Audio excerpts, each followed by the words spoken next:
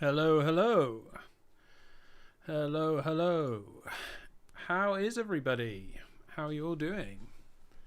Welcome to a live stream, and I've just realized that there is no chat appearing.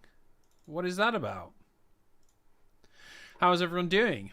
Edgar, Alex, Gabrielle, hello. Sentinel, Ground Punch, hello everybody. How are you all? We need to get... Oh, goodness, there it is. Oh, my God, what has happened to the chat box? Look how stretched it is. Goodness me, we're going to need to tone that down a little bit, aren't we? Goodness me, that's a little weird size, isn't it? How are you all today? How are you? It's very bright today. It looks great. Does it look better than normal? We're a little... It's the same normal lighting I do. Yes, hello. How is everyone? Minions, Christian Hansen, Sim. How are you, my friend? How is everybody? How are your days going? Is this readable? Should I make my screen smaller? Can you guys? How's that for a chat layout? Is that fine? Can you read that okay? Pop a cap, a new Levi t-shirt. No, this is an old one. This is continuing the trend of my only wearing Levi shirts on stream. How's the mic as well? I have a new PC, so all of my stuff is like newly set up. I didn't carry over any of my streaming stuff, so I had to set it all up from fresh. But this should sound good, right? Does this sound all right? Mike sounds good? Does it sound terrible to everyone? Strange Weather, thank you for being here. How are you? Yes, how is everyone? Dark Dragonair, you're very nicely lit today. Yeah, it is quite, isn't it? I think it's because there's light coming through the window as well. Usually it's quite dark in this room, and we only really have the light from my screen there. But yeah. But yeah, so today we're gonna hang out for a bit. We're gonna chat. We're gonna catch up. I do have a little presentation for you all. I don't know how many of you in the chat have been here for an I finished a video game post game stream, where I have a little presentation prepared for all of you. I do have one again. Don't worry, we wouldn't do one without one, complete with terrible graphics. There's no Johnny Knoxville story this time, but I do have a fun little story about the worst holiday that you've ever been on, that I have ever been on in my entire life. So we will go through that. Lord Kaiser, hello. I'm playing through Half-Life 2 again because of your videos. That's great to hear. Thank you very much. There's no greater compliment to a YouTube video game person than replaying a game because of their video. So thank you very much. We've got our Pepsi locked and loaded, the correct flavor this time as well.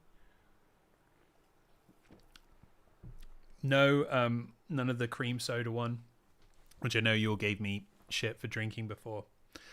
But yeah, I guess we'll hang out, we'll chat for a while. Before people let people stream in. Jay Skits, happy Wednesday to you too. I thought I was going to do this stream last week, but what with all the big video game announcement streams, I thought that I'm not sure that I want to leave some space on the internet for Sony and Nintendo. Summer Game Fest. Let Jeff Keighley have his time in the spotlight. I don't want to suck all the attention on the internet into my little live stream YouTube space. So I thought I'll leave it until all those announcements are done. But yeah, how did people enjoy the announcements? I think that overall, I wouldn't say any of the presentations were really super got me, but I think when you look at them all together, there was actually quite a lot of cool stuff announced last week. There was quite a lot of cool stuff, I thought anyway. Will it be possible to watch this on your YouTube channel after? Yes, it will. The VOD will be up on the channel, and you will be able to watch it there. So don't worry if you miss out. Damn, you changed your lighting since last time? I haven't changed anything. I think this is just some natural sunlight. We might get a little bit darker as the stream goes on, depending on when sundown is. But yeah, either that or I just look particularly radiant today. But yeah, some really good announcements. Deltarune, Ocarina of Time remake, Kingdom Hearts 4, all exciting, and Persona 6 and Persona 4 are, baby, let's go.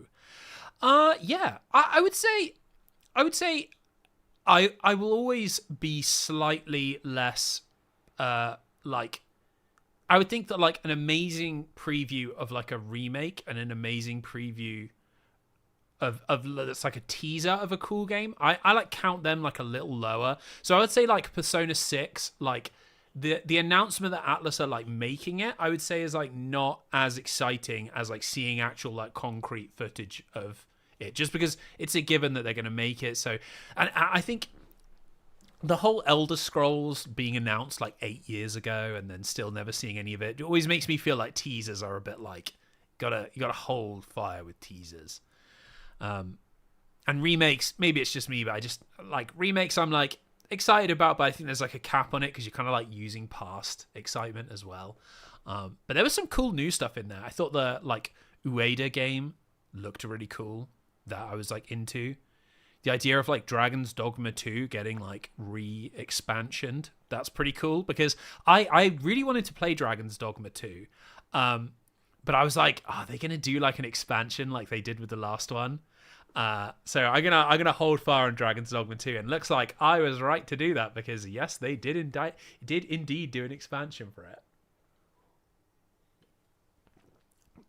Ground Punch, hello my friend, how are you? What kind of acoustic guitar do you have hanging up? It is a Yamaha, which I don't play that much these days, to be honest. I used to play a lot before I started doing YouTube, but that like sucks up so much of my time now that I don't get to play as much. I should do, really. I should practice more, but it's quite time consuming. Looking forward to the new Onimusha. Yes, me too. Me too. I haven't played the demo yet. I think I'm going to play the demo tomorrow. But people were complaining that it was like too easy. I was like, too easy. Onimusha is all over the place in terms of difficulty. You know, Onimusha 1, super easy. Onimusha 3, kind of middle of the road. Onimusha 2 and Onimusha 4, holy shit, they are punishing as fuck. So, and Onimusha 2 doesn't start very hard. Onimusha 2 is like quite easy to begin with. It gets really hard in the end. So it could just be that the opening hour of the new Onimusha game is like kind of easy, and then it gets a lot harder near the end.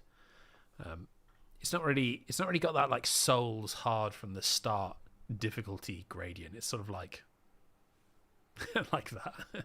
Can't be easier than 3. I always thought 1 was easier than 3. Like 3 is pretty easy, but it's not like, yeah, maybe 3 is easier than 1 actually. Now that you say that. Did you see Final Fantasy Resonance announcement? Throwback to turn-based 2D JRPGs. I thought that looked cool. What I wasn't so hot on was the summoning characters from other games. I think that's like kind of a bit of a lame gimmick, which is a bit of a shame, because I thought that otherwise it looked really cool. I think the idea of them making like new 2D HD Final Fantasies is like a great idea. So even though that's like slight negative, hopefully that's like just like more of a marketing thing, and it doesn't really like factor into the gameplay that much, because that could be a really cool game. Got a super chat here from Static Sun. Hey, I finished a video game. Just finished a Metroid video and found it insightful as a newcomer. Would you ever consider a God of War retrospective? Well, firstly, thank you very much for the super chat. Would I ever consider a God of War retrospective? Yes, I would consider a God of War retrospective. I have thought about making like the golden age of God of War, like trilogy video, like the first 3 God of War games, the sort of that first era of God of War. I think that could be a cool video. Yeah, I've thought about making it quite a lot. Like it's a timing thing, really. Like when to make it, because yeah, I think it's a cool video. I think it could do well. Needs a good thumbnail, but yeah. Only the first 3, no Chains of Olympus and yada yada. Well, yeah, it's just about like how you fit it in. Would you not include the 2 PSP games too? The only problem is then I'm doing 5 like fairly big games. It's like 50, 60 hours, like plus scripting. Like you want to break it up a bit more. Like so, maybe I'd do the PSP ones like as a, I don't know, like a Patreon video. I don't know. It's not really the whole thing. I don't know. Who knows? All right, mate. Really enjoyed the Half-Life video. Great work. Thank you very much, Short Shins. I'm glad you enjoyed it. Wow, you look handsome, man. Never thought my idol would be this good looking. God bless you. Constantly waiting for your new uploads. Can't get enough of them. Well, Monster Artist, thank you very much. I have lost quite a lot of weight recently. I don't know if you guys can tell. If you can compare it to my previous streams. My chin feels a bit a little less big, you know? Yeah, I'm feeling okay actually. Did my suit fitting for my wedding the other day. I felt quite smart. I felt quite handsome there. So maybe things are working. Is Matt trying to mog us right now, chat? I'm not trying to mog anyone. I'm encouraging you all to be the best version of yourself that you can be.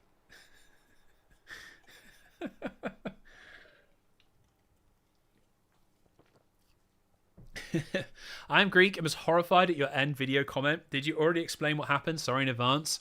No, I did not explain that yet, and I will explain it in the presentation. Don't you worry. It was absolutely a horrible holiday experience. It wasn't really Greece's fault, but I feel like maybe there's some sort of like ethereal kind of some sort of like mythological curse maybe that's been placed on me and Steph to prevent us from entering Greece. We'll get to it when we get to that part in the presentation, and I'll recount to you all the terrible story of my visit to Greece, which was very, very bad. The evil eye got me. Yeah, it was more sort of like a I was reading Mythos by Stephen Fry, and it reminded me more of like a curse that had been placed on us by like a Athena or Hera or Poseidon or something, you know, who had been cursed to have bad luck forever and ever and ever.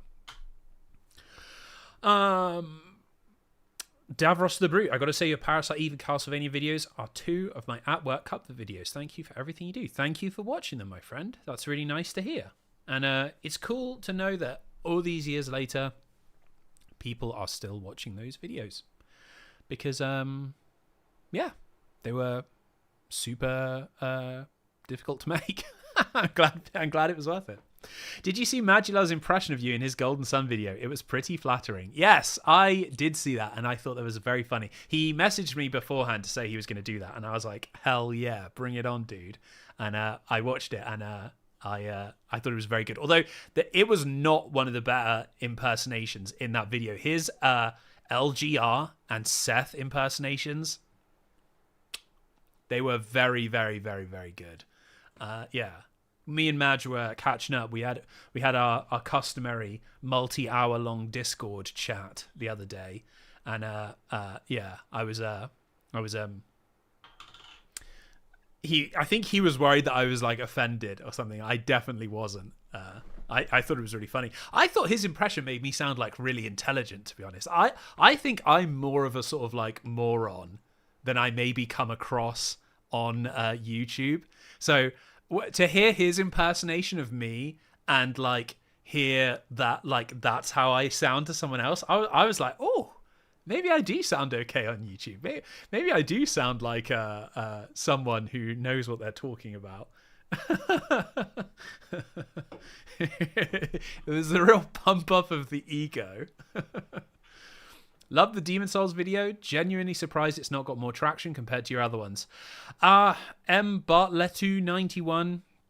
That is just YouTube in 2026. We're gonna do a bit of talking about YouTube in 2026 during the presentation, because Well, I had a meeting with my YouTube partner manager today, and basically YouTube in 2026 is fucked.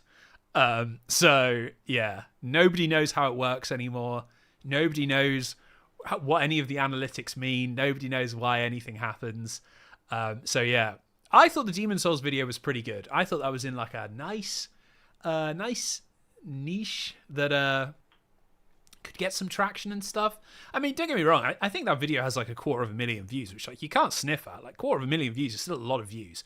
But yeah, I think the heady days of videos in that vein clearing 500,000-600,000 views is maybe one for the past. But we will talk about that in the presentation. I mean, it's been 20 minutes. At what point do we start? Do we shift into presentation mode? When do you guys want me to present to you the state of the channel address? I'm not going to actually call it that in the title because I think that's like a bit kind of played out. But that is essentially what it is, right? You should give yourself more credit. You certainly have very sophisticated writing and delivery. Enough people can spoof it. Enough that people can spoof it. Yes, yeah. I think it's funny when I spot someone who has had a bit of influence, but I'm okay with it. That's fine. Notice you actually have no RPG retrospectives. Do you play any or think of doing any? So I have Vagrant Story. That's an RPG.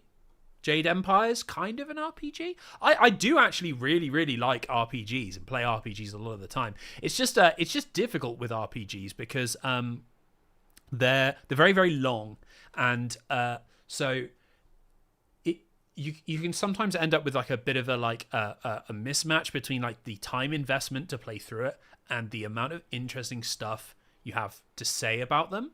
So sometimes I'm not super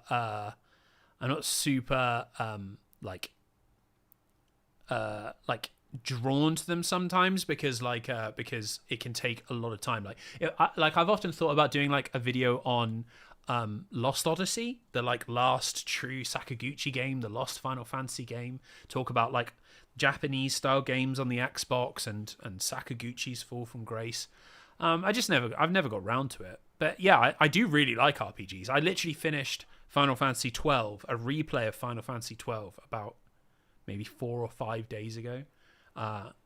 Crushed about 60 hours in that, doing all my grinding, doing all my hunts as Balthier and Barsh and Ash and the gang. And I've been playing Pillars of Eternity as well on PC. I think I've got about 50 hours in that so far. So I do really like RPGs. It's just sometimes I think when you're trying to like carve out the perfect history interesting thing, sometimes RPGs fit that. Sometimes they don't. Yeah, who knows? I'll get to one this year though. I'll do an RPG this year for sure. Edgar Marcano. I would love to see you have a chat with Mauler if you aren't familiar, or Dogma. Both happen to be UK-based long-form YouTubers. Anyway, cheers. So I think one of my videos did actually get mentioned on a Mauler stream once many, many, many years ago. I got like a bunch of messages from someone on Twitter saying, hey, you got mentioned on, I can't remember, what's his series called? Every Frame a Pause, I think. And yeah, I think one of his friends brought up a video I'd made. That's about as close as I've ever come to that. I'm not really like one for like appearing on other things. Like I don't think most of my online stuff. It's why I don't stream that much, to be honest, because like I kind of like to sort of be considered in what I'm saying, and like talking off the cuff I don't think is like a skill of mine. So if I get like invited to be on podcasts and live shows and stuff, I'm often a bit like, I think I'll come across like an idiot. So people start like testing me on like the stuff I've done videos on. I'll be like, I can't remember anything. I'll be like, the guy that made Castlevania is called Miyamoto, I think. Ken Levine made Metroid.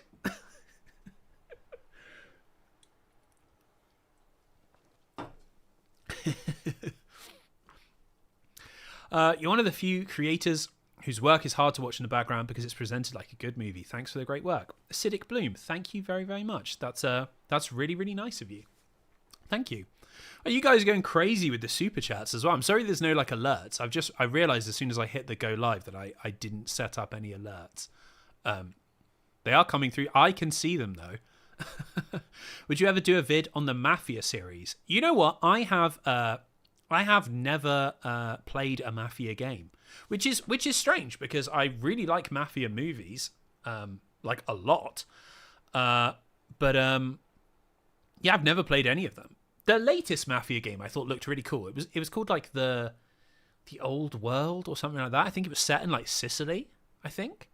I thought that looked really cool. Maybe I should pick that up at some point and give Mafia a go, because it's a setting that I do like. And is it well written? Like, what are we talking here? Are we talking like, is Mafia like is it good writing for like video games, or is it good writing for good writing's sake? Because I think that's the difference there. If it's just like derivative of like classic Mafia films, it might not be that fun.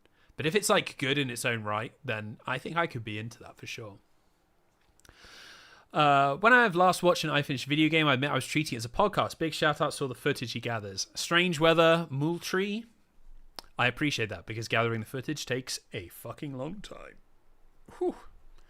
Hello, I played Alpha Protocol because of your retrospective. Thanks for shining a light on an unpolished gem. Kamaz676, I'm glad that you enjoyed that, because that video I think is kind of cool. I think it never ever gets brought up. No one ever says to me, oh, I really liked your Alpha Protocol video. And I think that's a cool video. I think that's got some good chapters in. I think the stuff about like what is a spy game, like it's not just shooting, it's not just stealth, it's like hiding in plain sight, and it's like talking and stuff. Like I guess the new 007 game kind of embraces a lot of that stuff. So maybe times are changing since I made that video. But I like that. And Alpha Protocol's a cool game. And there's been a fixed PC version that's released since I made that. So great news for Alpha Protocol fans. Lysander789. Your retrospectives are great because they aren't just plot recaps. The Half-Life 2 video went above and beyond. I wish Valve had made Half-Life 3 without reinventing the wheel. Half-Life fans would have been fine with a proper ending. Lysander, thank you very, very much for the super chat. That's super generous of you. I agree. I would be happy with a Half-Life 3 that doesn't reinvent the wheel and just, concludes the story. I over the course of making this video, I have become a full Half-Life 3 skeptic. I don't think Half-Life 3 is ever going to be made. I think if Half-Life 3 was going to be made, we would be hearing about all sorts of like job listings and hirings and like potential like contracts being signed with other studios to provide work. I think the idea that Valve, with the headcount they have, working on Steam, working on Steam Deck, working on Steam Machine, working on Deadlock, Counter-Strike, all that stuff, the idea that they will also make a AAA first-person story-driven single-player shooter that would be up to the expectations that people have of that kind of game in 2026, that they can do that alongside all that other stuff without bringing in an enormous amount of new people, I just think that's not like feasible.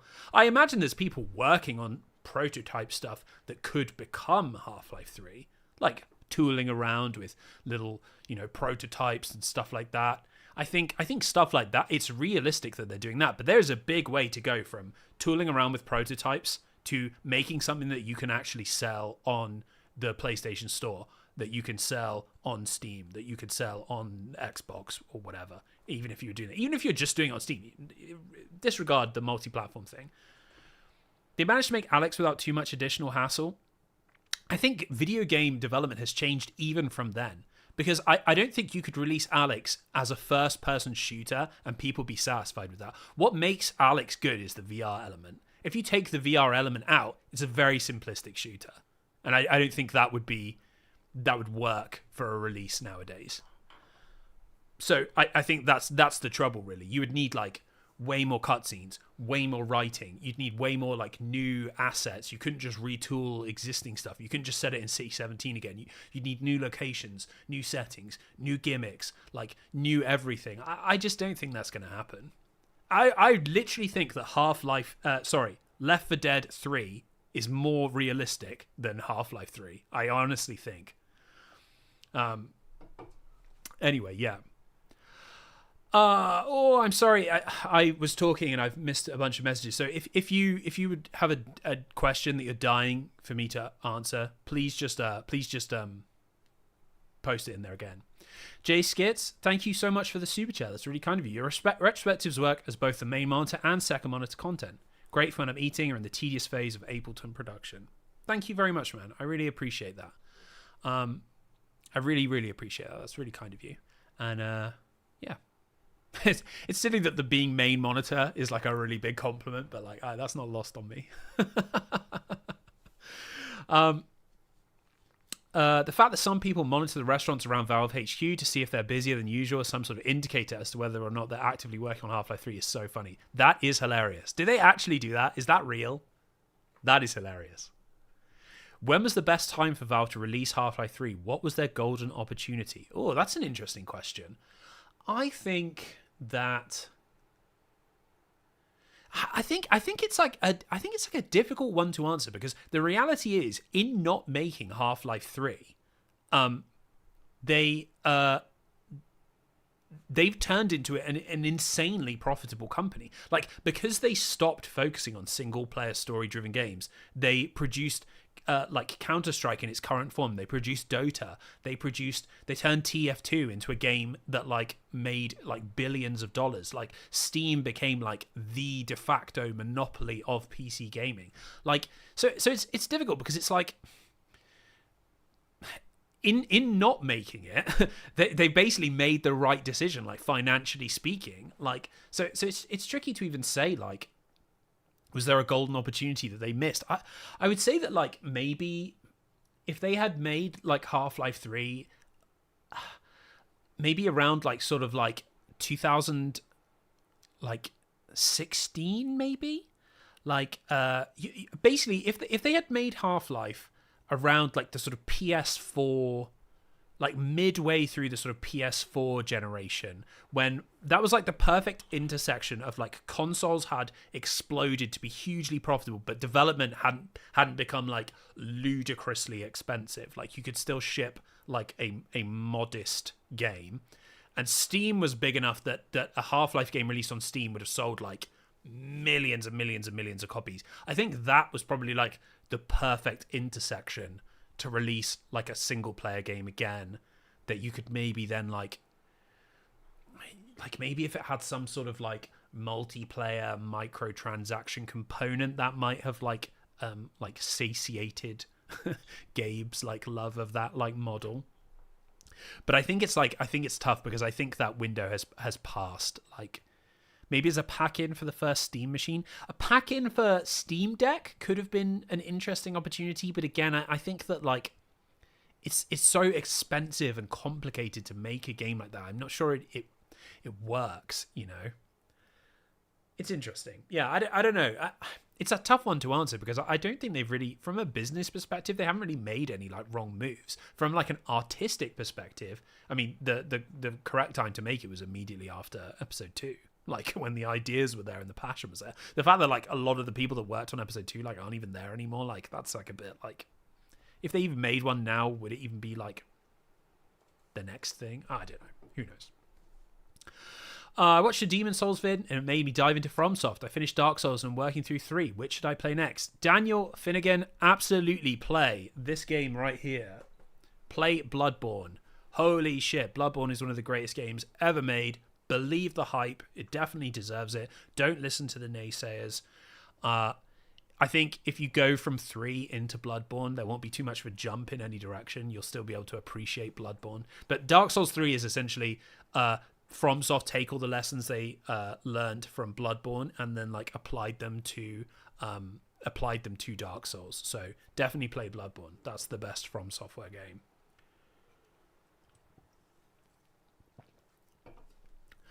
Are there any series you would consider revisiting, considering new games have been announced or released since? Don't know. Maybe. I've thought like when Sands of Time, the Sands of Time remake was in development by Ubisoft, I had thought about maybe like redoing the Prince of Persia video with a bit more like focus on the dev stuff. Just as kind of like an early video. I was a bit like new to it back then, so maybe could have gone into that stuff a bit more.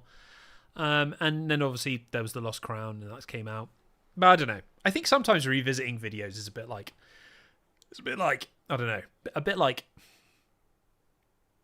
kind of cheapens the video a bit. Like, I don't know if people necessarily do people just want like a remake of an old video? Like, if I just make Parasite Eve again, will people watch that? I don't know. Who knows? I think like a follow-up video might be more interesting. Yeah, I think that could be good. Ground Punch 2, love doing a giant poo to I finished a video game.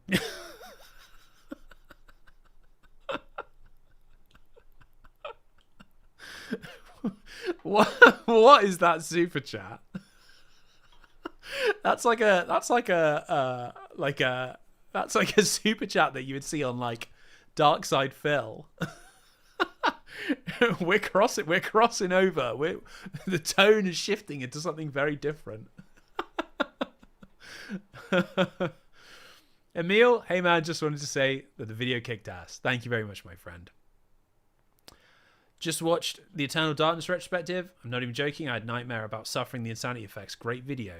Diego G, thank you very much, my friend. I appreciate that a lot. That's really nice of you. What's a series you find intimidating to cover, be it time investment or some other factor? So the big one that's always been hanging over my head is I would love to make a video about Mega Man. And if it wasn't for the Battle Network games, I would do it already. But it feels weird to make a video about Mega Man and not talk about Battle Network. But the Battle Network games, to play all of them, all 6 of them, is like 500 hours. So it's just like not remotely feasible to cover them in a YouTube video in this style. And then it's like, do I make Mega Man without doing Battle Network? Because the kind of weird genre mix-ups of Mega Man are kind of what makes the series so like interesting. Like, you wouldn't cover Legends and not Battle Network. So yeah, I don't know. And Star Wars, well, exactly, if you include Star Wars as well. Yeah, it's tough. Yeah, Mega Man, definitely I feel intimidated. People always ask for like Final Fantasy, and it's like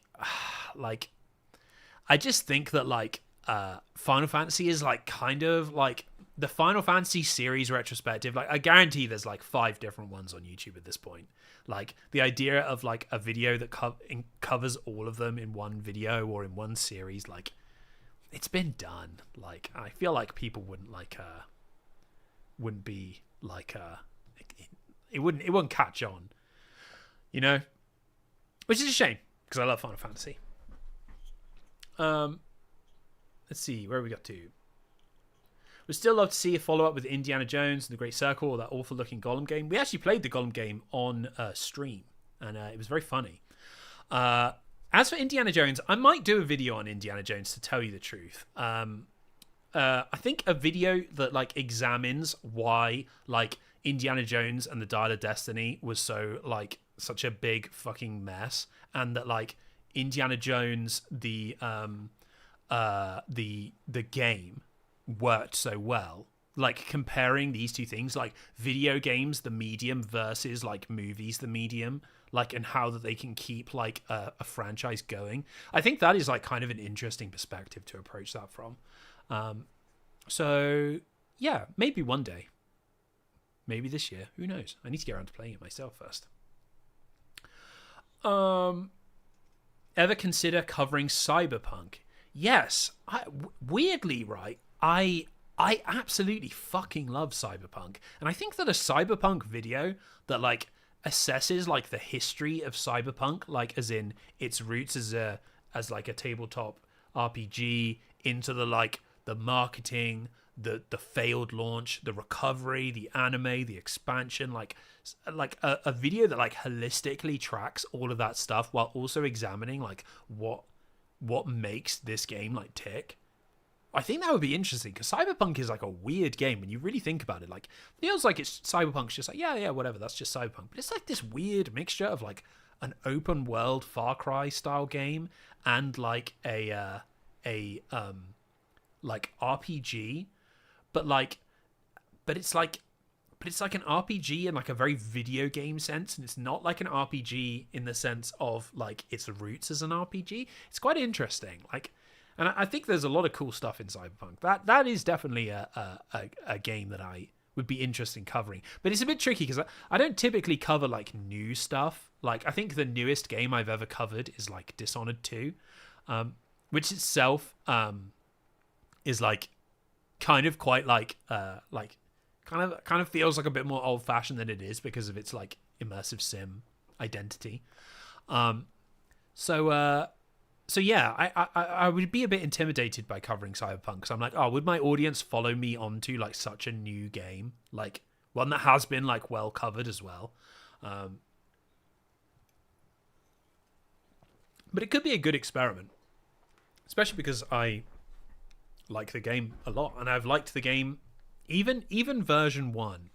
Even version 1 I liked. Yo, dude, incredible Half-Life 2 video. Got a fun question for you. Would you rather only play games that are released before today or only play games that will release after today? Definitely only play games that are released before today. 100%. Today, we could cut off all future games. I'll be fine for the rest of my life. Easily. Think about you basically have an almost infinite amount of games, because if you're happy to replay games as I am happy to replay them, you're good to go. 100% all future games I will never touch. I will only play past games. Because here's the thing, imagine losing everything that's been and you only have like modern future games. What if they suck? What if the industry collapses and nothing else ever comes out? You might be stuck playing you might be stuck playing Resident Evil Veronica for the rest of your life with no other Resident Evil games to play. You know? You might be trapped with you might be trapped with I'm trying to think of the other games that were announced, with God of War Le Fay and none of the other God of War games. Let's see, where did we get to? I'm sorry if I've missed your messages, by the way, guys. What are some franchises you stay away from to make a retrospective because too many people have done the same? Well, Motown Man, I have eased up on that a little bit because I did think that with the Half-Life videos, I was like, are these two covered? Am I going to have like space to say something fresh about these games?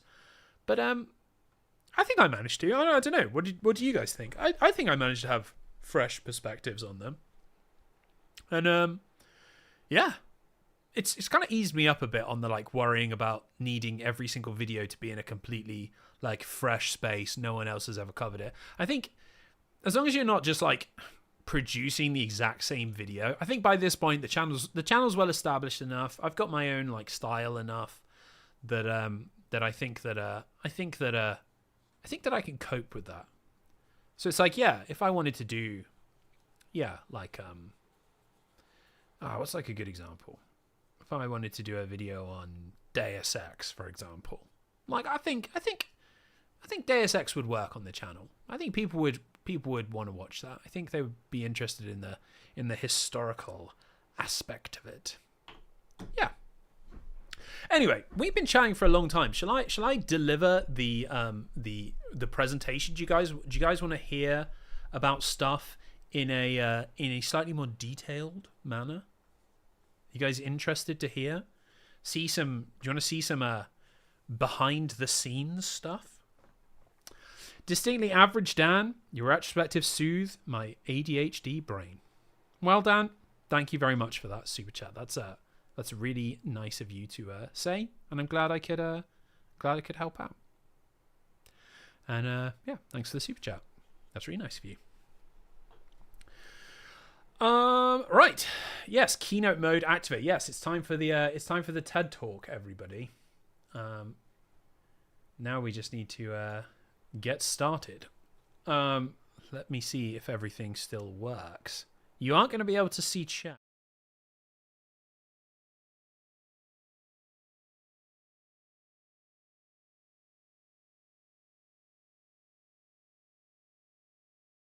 Let me go back here and copy this. This URL.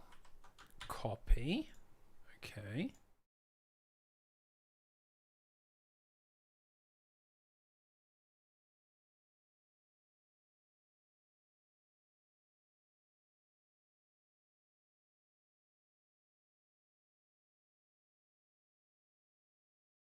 I also don't have my mic in that scene. Can you guys hear me now? You can tell that I had to set all this up completely fresh because I didn't have a source. Oh my god, that is very loud. Let's turn that down a bit. There we go. That's very funny. I'm like faffing around with the I'm faffing around with the like chat box, like, oh, you guys aren't gonna be able to see each other talking, and I'm like completely muted.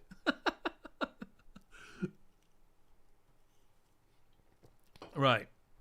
Why doesn't this come up? You should be coming up.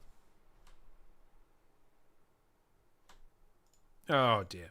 You guys, okay, if you're desperate to read the chat, it kind of messes up the VODs though, doesn't it? What if we just do it like this? Let's take that from there. There we go. There we go. Oh boy, that's not good. That's fine. That's fine, isn't it? That's fine. Okay, let's begin, shall we? Actually, can you read that? That's probably a bit better, isn't it? There we go. That all looks a bit better, doesn't it? Right. Okay. Welcome to the post Half-Life 2 streaming debrief, where we discuss Half-Life 2 and YouTube. Welcome in. As ever, we will begin with a little what is up with me section. What has been going on in my life? Well, let me update you. People who only engage with I finished a video game through through these post video streams. This is my opportunity to tell you how I'm getting on with my life. Is there some big news? There's some fairly big news. We'll start with this. I have a new PC. As some of you might have noticed by the fact that I didn't know how to work OBS. But yeah, it was a pretty hefty upgrade. The only thing is I'm not mad about these multicolored fans. I need to work out how to turn those off because I'm really not a fan of this. Like this is not me. I need to change these just to like blue or something. But yeah, and it's pretty good. And we've been doing some games through the Discord. We've been playing Marathon, which has been pretty fun. Nice to... I should probably start with the wedding, shouldn't I? You guys have gone straight to the wedding stuff, so I'll start the wedding stuff. Yeah, here in July, I'm getting married, so congratulations to me. This isn't actually our wedding. This is a picture of a wedding. But yeah. So, yeah. Start of July, we're getting married. Here's me in my wedding suit, which I think looks pretty good. I'm pretty happy with that. And here's Steph, my soon-to-be wife. I don't think I've ever shown Steph on like one of these presentations or in the Discord. I don't think anyone's ever seen her. So yeah, that's what she looks like. for anyone who was particularly curious about that aspect of my life, there you go. So yeah, July 4th is when we're getting married. You shared some pictures in the Discord. Oh, have I? Okay, there we go. Well, here we go. Here it's out in the YouTube world. So anyway, so I'm getting married. Yes. In other news, I have a new PC. What's the Zelda-looking game? That is Mina the Hollower, which I've been playing. The game by Yacht Club Games, the guys who made Shovel Knight. That game is fucking good. Watch Mina the Hollower absolutely clear up in the indie categories of the Game Awards. That is a super well-made game. I would say its biggest flaw is it starts off super fucking difficult. Super fucking difficult. Like its difficulty curve is fucked. Starts off really hard and then gets substantially easier as you progress. Neuromorphic, thank you very much, my friend. I see you in the chat. Love you too, bro. So yeah, if you want a good indie game recommendation, Mina the Hollower. It's cool, like sort of action, Game Boy Color style, Zelda influence. Very, very fun. I'm probably going to play it after this stream is over. Also, Marathon. We've been playing quite a lot of Marathon. I know everybody on the internet hates Marathon and wants Marathon to fucking die, especially because of all the Destiny stuff. But we've been playing Marathon in the Discord. We got a little group of about like 8 of us, I think, who've been playing Marathon. It's pretty fucking fun. I gotta be honest. I never played an extraction shooter. I haven't played a modern shooter in about like 10 years. I haven't played an online shooter in about 10 years. And it's pretty fun. It's pretty fun. I'm not gonna lie. Yeah. So if anyone's interested in joining that, the Discord is open and you're more than willing to join. Shin Munt, congratulations on the marriage. Does that mean we are no longer allowed to refer to you as our favorite e-boy or submissive and breedable? I will allow our favorite e-boy. I will not allow submissive and breedable. I draw the line at that.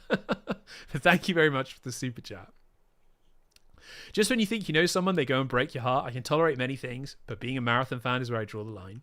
I'm very, very sorry. I just think it's kind of interesting. I haven't ever played a game like it before. I think like design wise, it's like super strange and like uncompromising and like kind of bullshit, but like it's kind of interesting. I got to be honest. So in other life news, yes, I've been trying to lose weight. That's this one here. As of when I did the suit thing, I had lost 11 kilograms. So I'm feeling pretty good about that. That's definitely fluffed up my ego quite a lot. That's good. It's kind of hard to diet, but like the more dieting you do, it becomes a lot easier. So yeah, I would encourage, if anyone in the chat is like, oh man, I want to lose weight, but like it's really, really hard. Like it's definitely worth putting in the effort at first, because when you lose a bit of weight and you look at yourself in the mirror and you're like, oh, I do look different. Like that shit changes like your whole life. Like you feel more confident. You feel like you want to go out more. You feel like you feel more comfortable talking to people. Like it's really a big improvement to your life. Like that. That is way better than like the unhealthy food tastes. Like, and that is really hard to unpick, because like there's like scientists like designing food to be like super addictive and taste amazing, and like you're just like a regular person like trying to compete against that is like basically impossible. So I have like unbelievable sympathy for how hard that is to actually do in practice, but like actually doing it, super, super good. I highly recommend it. And also I've been learning French, so yeah, I don't even know why I really put that in the presentation, but I don't know. Maybe you're interested in that. I don't know. Let's get to the reason we're here, which is to talk about Half-Life 2. Talk about Half-Life 2, or more specifically, talk about the Half-Life 2 video, which I put out how many days ago? 10 days ago now, I think. It was Saturday release. I think it was 10 days ago. I'm pretty sure it was 10 days ago. But yes.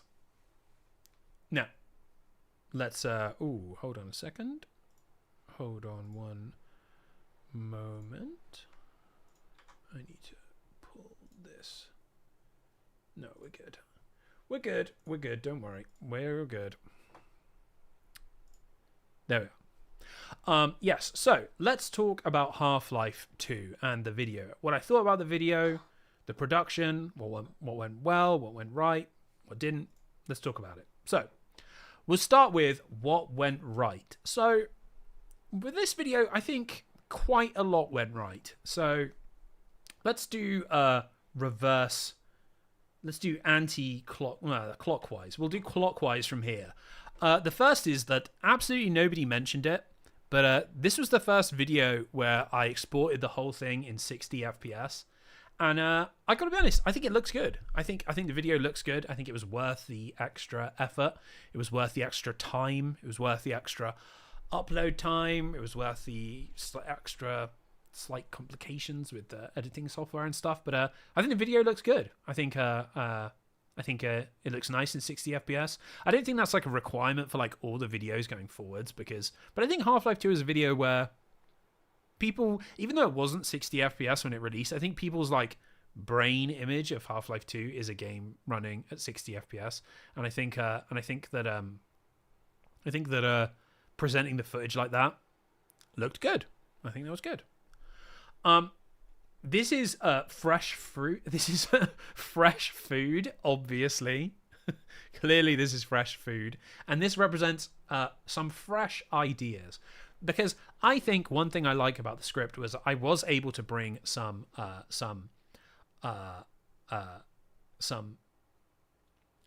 fresh ideas to the table. I think I didn't just repeat like the same like platitudes about Half-Life 2, about how amazing it was, about how groundbreaking it was. Like, of course, all that stuff is in the video, but I think there was some good, like, grounded criticism about the game, about its story, about the delivery of its story, about the second half, and how, like, the creativity kind of, like, bleeds out of it a little bit. And I think I did that in a tasteful way, where it wasn't like I was being, like, a hater, you know? Like, I think it came across like I was on, like, you know, like I was being fair-handed about it.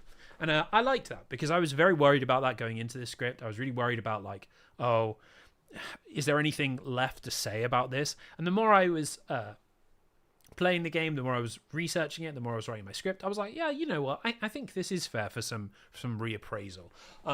Especially in how it relates to some of the, like, broader points about Valve and the series that I made. So I'm kind of happy with how that turned out. Hey Matt, long time watcher, first time donator. I loved the Half-Life 2 video, but I just wanted to ask, are you more of a plug or charger kind of guy? I have no idea what that means, Popper Cap, you devil. That sounds like some sort of double entendre. But I have no idea. I guess like plug? I have no idea. I don't know what plug or charger means in this context. So I don't know. If you add additional context to your question, maybe I can answer more accurately. As of now, I will say, from a position of pure ignorance, plug. Anyway, as I was saying, before I was rudely interrupted by Poppercap's generosity. Yes, and I think these fresh ideas fed into the perspectives about Valve and Valve's motivations. You know, that it's not actually just always about like like artistic vision with them. Like, you know, they're a business that are interested in making enormous amounts of money. And I think I stopped short of like, I feel like there's a version of the video that like really, really goes in on Valve like hard, like blames them for like loot boxes, blames them for like microtransactions, blames them for like the digitization of the industry. These are all things that basically come directly from Valve.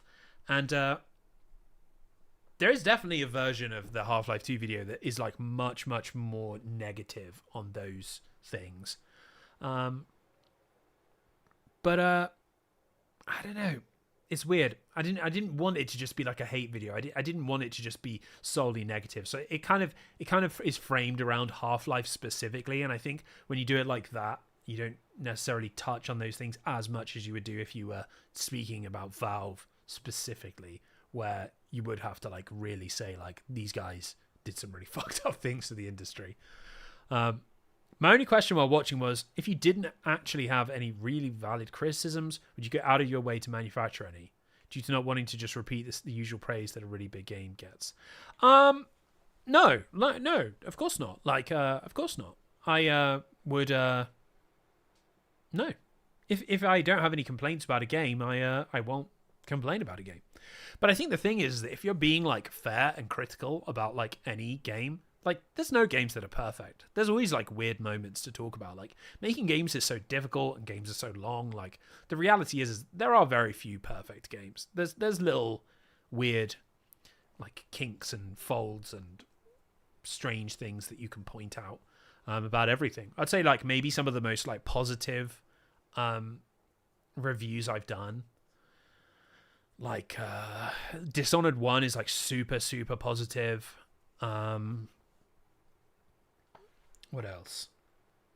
Most of the series ones have like negativity like baked into them because the series has some like missteps, but like of the single game ones, like Vagrant Story is like very positive as well. But like even those, I consider them like two of my favorite games. But like Vagrant Story, like you got to talk about like how weird the menus are and how clunky the systems are and how hard they are to understand. And with Dishonored, you got to talk about like how like fucking easy Blink makes it and how like what were my other criticisms? I didn't really have that many criticisms of Dishonored 2, to be honest. With Dishonored 2, I was like pretty negative about like the hub stuff, and the story stuff isn't like particularly good. Panzer Dragoon Saga, I'm pretty positive about Panzer Dragoon Saga. Yeah. I didn't really have any complaints about that game. But yeah, if they're there, I'll point them out for sure. I'm not afraid to do that. Like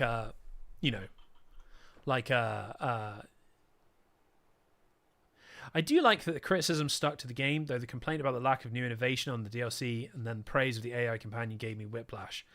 I was trying to be more nuanced with that. It wasn't that I was criticizing the inclusion of the AI companion. It's more that like it's like not super like exciting, if that makes sense. I maybe didn't phrase it well. I thought episode 1 was probably I haven't put it on the what went wrong, but I would say that the episode 1 section is probably the weakest part of the video, and I don't think I like put my ideas across like super clearly. It's not that episode 1 is like bad, it's just that it's not as like exciting as a video game as Half-Life 2 or episode 2, even though it does have like clever, interesting things, like really well designed levels. The technical stuff behind Alex is like pretty awesome, but it's not like as immediately exciting. It's kind of like because it's like kind of like a rehash of ideas from episode 2. It doesn't have that spark that Half-Life 2 has. I don't think I like put that across super well, but yeah.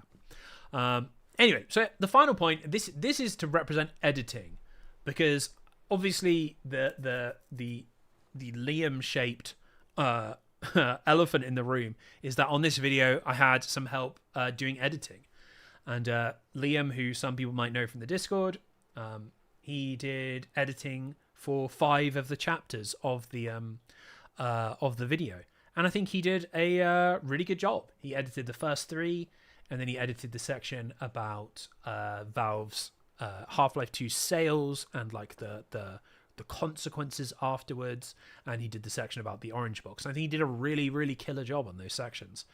It wasn't like completely smooth sailing. I think it was like quite difficult to like work with someone else. Like I've been doing this on my own for like 5 years, so it was kind of tough working with someone else. I think there was definitely like teething problems that we had to get through. But I'm really happy with how those bits turned out. And like, as soon as there is like I'm definitely going to work with him again as and when the videos like allow it, essentially. So I think this kind of format that we used for the Half-Life 2 video, I think is like would be super good to replicate. But the only problem is I might make like a weird video next, which might be harder for us to work together on. But that remains to be seen. I might not make a weird video yet. I might do like a simple video. We'll have to wait and see. We'll get to that soon. But basically, I'm pleased with the final product of that for sure. And I think he did a killer job. I think he super elevated those history sections. And that is pretty good. So, next slide. Fuck me, this is taking ages. I need to hurry up. What went wrong? So, what went wrong is at the start of the production, I had crazy amounts of burnout, like super burnout. I was struggling to write. I was struggling to know what to write about. I was struggling to do work. I think I was just super exhausted. Basically, I've worked about like probably like 80 hours a week every single week since I went full time on YouTube, and basically for the first year before I was working full time on YouTube as well. And yeah, I think it just caught up to me. It wasn't like I was like super depressed. It wasn't like I was unwell or anything. I think my brain just like completely like crashed. And I finished the Half-Life 1 video, and I had every intention of just going straight into Half-Life 2, getting that video out nice and quickly. And I just completely couldn't do it. And I think I lost a lot of time. And I was like, I didn't want to force it, because I didn't want to like create like a problem. So I was like, okay, I'll just wait. I was like, I'm okay to take like a little bit of time. I think if you guys are members of the Patreon, you might remember I did a post about like suffering with that. Now I want to take a bit of time off to like to kind of rectify that, let it come back naturally. So I like just played some other games, spent some time with Steph. I played Resident Evil Requiem. I played Disco Elysium. Played Pillars of Eternity. I was just like, let's just let this resolve naturally, and it did. Yeah, well, short story. Essentially, that did work. It did. I did eventually feel okay, and I got back to working at like a normal pace, and that is good. But the problem was that wasn't all that went wrong during the production of this video, which brings us onto the month of doom. Yeah. So basically, I was super burnt out in from mid-March, maybe through March, and at the start of April, I started to get back to work, and things were going kind of okay. And in April, I was like, yeah, I think I'm going to have this video finished in May. Except May was a complete fucking disaster. It was one of the worst months of my life, and I have had cancer. It was a complete car crash of a month from start to finish. And here, if you will indulge me, I will regale you with why that was. So it's not particularly funny, but we'll try and be semi lighthearted about it. Else I will just go crazy. My head will explode, and I will break down, and I will start crying on stream. So we're going to try and be somewhat lighthearted about this. But basically, the first thing was that Steph's dad was admitted to hospital, and he was quite unwell, and not in an unwell state that you are able to just go, oh, I hope you get better. It was very stressful, and it was serious, and Steph was doing a lot of visits, and then I was doing visits as well. And yeah, it's pretty brutal. And the reality is that, we're in our mid-30s now. Like, parents get older. And if you have an old parent when you're young, that means when you're in your mid-30s, you might have quite an old parent. And yeah, the truth is that there are certain things that everybody will come for everybody eventually. And yeah, and he's doing all right now. He's like recovering.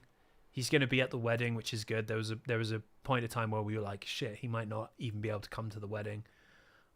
Hopefully he'll be able to like walk Steph down the aisle. Like, that was like a real concern. Kind of is still like a bit up in the air, which would obviously suck if he can't do that. But yeah, that was a lot. So yeah, that was the start of May. So that was obviously taking me away from work, and was making that pretty hard, and that was pretty tough. And so, but luckily, earlier in the year, me and Steph had booked a holiday to Greece. Okay, and we were like, okay, this month is like going really badly. It's been really stressful. Okay, the video is like super delayed now, but I was like, okay, we got this holiday in Greece. We'll go on I'll try and get as much work as I can get done before we go, and then we will go on holiday, and I'll push the video back a bit, but it'll be nice to have like a break. We can recharge, we can recover, and then when we come back from holiday, I'll go full dive into the video. We'll get it finished. You know, like a holiday. You know, like how a holiday should work. It's supposed to recharge you. That's why you spend the money on it. Unfortunately, that was not the case. Video was a fucking well, we'll get to that, but the holiday was a fucking disaster. It's split into these 3 sections. Section 1. On the plane, on the way out there, Steph fainted. And she didn't just faint in her seat.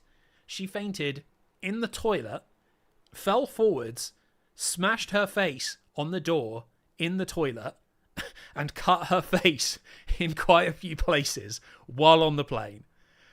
This was quite a this was quite a situation, basically. Now, luckily, I essentially the long and short of it is that I'm pretty sure she was dehydrated as fuck and having like a sort of like panic attack, and I think she fainted because of that. And luckily, I noticed that this was happening, and so when she got up to go to the toilet, I went with her, and luckily, she didn't like lock the door in the toilet, so the door was unlocked. So she fell into the door. It obviously doesn't open because it's got like a latch. So she fell into it, and I was like, "What the fuck is that sound?" And I opened it, and she was in there like with like her face cut and stuff. And I was like, "Holy fucking shit!"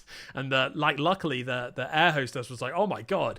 And like we like got her out of the toilet, and like they managed to make like a sort of like like Last of Us like cobbled together ice pack out of blocks of ice in a brown paper bag, and she sat in the like little side bit like hidden away from everyone, and we kind of like got her like to a bit, and she was kind of okay, but like obviously, so it was like super stressful because it was like shit, like why is she fainted? And I'm pretty certain it was like like panic and dehydration. Like I think she was super dehydrated, super tired because it was really, really early in the morning flight, and I think she had like gone to sleep on the plane and woken up and like started like and like I don't know if this is relatable, but like sometimes you can wake up from like really bad sleep when you're like exhausted and like it's like kind of like panicky, but if you're like at home you can kind of get over that. And I think she just woke up, she was on the plane,